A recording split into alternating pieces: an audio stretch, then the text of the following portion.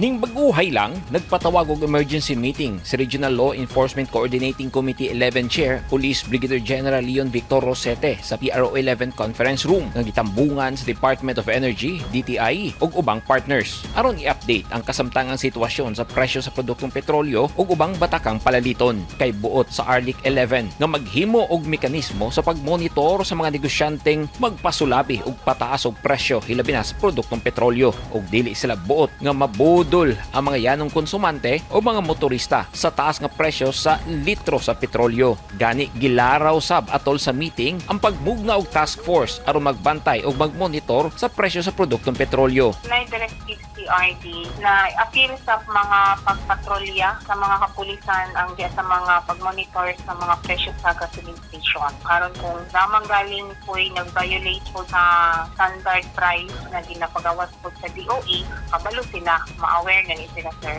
And then, ma-prevent po ng kanang mga basig na ay magreklamo o magbaog kasamok sa mga gasoline station kaya nagreklamo sa kataas na kuan para ma-prevent po na may anak. Sa una man good, dili man nato na gina-check sa ang mga pagpatrolya pero karon gipa-appeal na siya o patanaw sa tuanga Regional Director. Tabang po ni nato sa Department of Energy.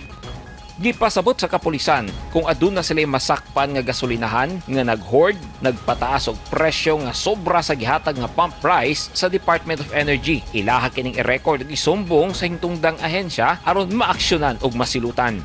Report sa DOE kay ilaha man gina siya sir, no, dili man pud ni pwede mang kilabot ala. Kung lamang galing sila ipatuma na or na sila ipa-implement, mo provide pud ni og security.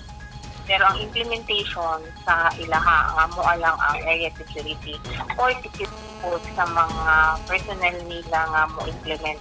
Kung lamang galing siya ipasirado kay ni violate ang rule, sir.